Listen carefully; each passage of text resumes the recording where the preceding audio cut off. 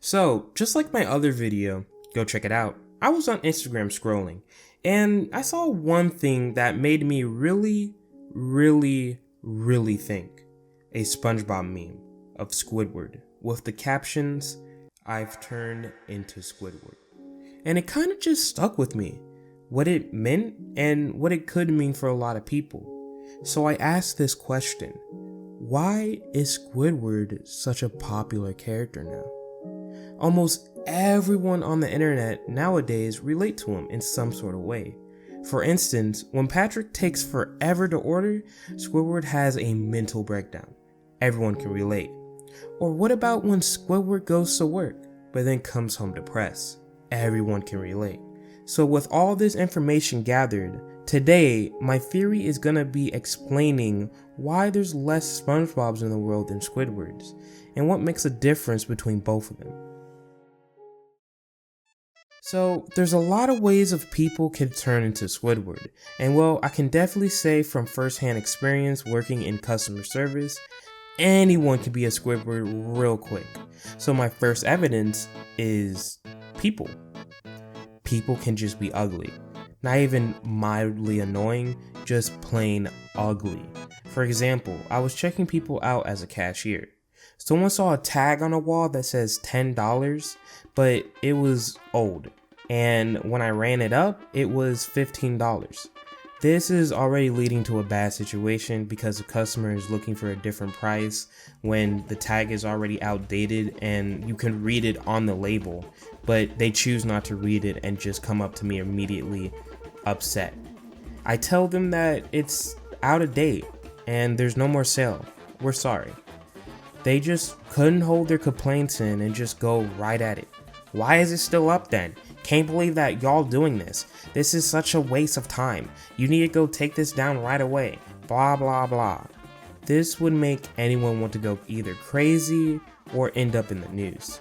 Either way, this is a common thing in the workplace. Issues, answers, complaints, leave, repeat. If you think I'm wrong, go to the nearest McDonald's and see how a Karen or Kevin handles the situation. Working in fast food is never anything that anyone can have like a good thing. Like everyone's upset. Like no one can win in fast food no matter what. You always get a complaint. Either the burger's wrong or either the drink is wrong, and I don't know. It's always just an uphill battle in fast food. But it's really easy to look up and find those type of situations. Okay, the evidence is there for people. But what if it wasn't the people, but how you grew up with your parents? My second evidence. When you're a kid, things can be very lasting on you. And it's true when someone says something negative. Like for instance, you're gonna hate your job when you grow up. I forgot who said this to me, but it tends to bite my mind when I get sick of working. It's so messed up to say such a thing. Never say anything negative to a kid about aging or time itself, because if you say anything like enjoy your life now while you're not an adult because you have to pay bills and you have to work and you're going to be very depressed, that is a very stupid way of teaching kids how to value things, because now they value in time, and time is the one thing you don't need. You need to be careful with time, but you don't need to value it in a way where you need to rush, have gray hairs, and think of like everything that you've done with your life and you messed up and you're crying. Well, I'm not saying that's a personal thing or anything. I'm just saying, anyway, that's what I'm just saying. That's just my evidence. It's relatable and people would already know how it feels. But yeah, that's pretty much my two evidence for being Squidwards. Let's move on to SpongeBob. The most common thing for people to say is SpongeBob is the kid and Squidward is the adult. Everyone turns into a Squidward. But I find that very hard to believe. It's just like the same thing that I said for evidence 2. When a parent says that you're gonna hate being an adult, just the same thing as SpongeBob hating being a Squidward. But it's confusing, because SpongeBob goes to work just as much as Squidward does, and always finds the brighter side of everything. You could chalk this up just being blind to the world's madness, but I think I'm gonna flip the whole theory on its head. SpongeBob is the ideal achievement, and Squidward is the broken dreams. Let me cook.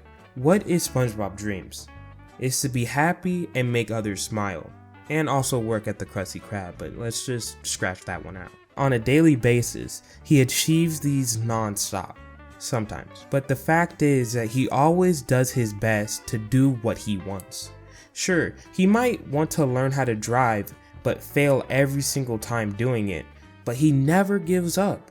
That's what it really matters. But on the other hand, let's look at Squidward. He's depressing and always finds something negative to say.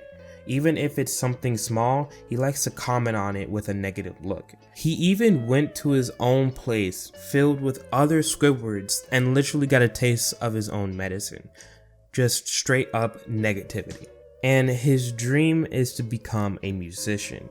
But he never tries to do anything different, but just plays his clarinet. Throughout the whole show, there's not a time where he's like, Sure, he might be practicing and just reading from a note chart, but he doesn't take any lessons. He doesn't go anywhere to learn music. He's just lazy as hell, and he proclaims to know everything, self-centered and an egoist. Then he blames everyone around him. Sure, they might do a lot of stupid stuff, but that doesn't give him the excuse to just not do it himself and fix it. Basically, Squidward is the whole ideal of putting a stick in a tire and tripping over and then blaming someone else for it. But that's the other side to Squidward. The other side of Squidward is justifiable when someone does something stupid, okay? There's like two different Squidwards. There's one that's always negative and just wants to just be negative, and then ones that's just Squidward being relatable. And it doesn't disprove what I said before, it just makes it more split up. Think of it as this, right? There's a Squidward that's just negative, pure negativity, and blames everyone. And he's an egoist, and he just doesn't care for anyone. But also, there's another Squidward that's just really relatable. He goes to work, and he hates that people are just stupid around him. And he doesn't want to work there anymore, and he wants to achieve a better dream. But the only way those two Squidwards can get out of those situations is being a SpongeBob, and to achieve the ultimate dream of whatever he wants to achieve. So sure, it might take a little time to be a SpongeBob, and sometimes you might be a Squidward on days where it just gets really annoying at your job. But whenever you become a SpongeBob or whenever you become a Squidward, just realize yourself that you can always change. It's not permanent. No one is known as forever a Squidward or forever known as forever SpongeBob. You can always change your outcome. Either way, I'm gonna be Gary because bro's just kind of cooking in the kitchen. Meow, meow, meow. He has such a way with words. Meow.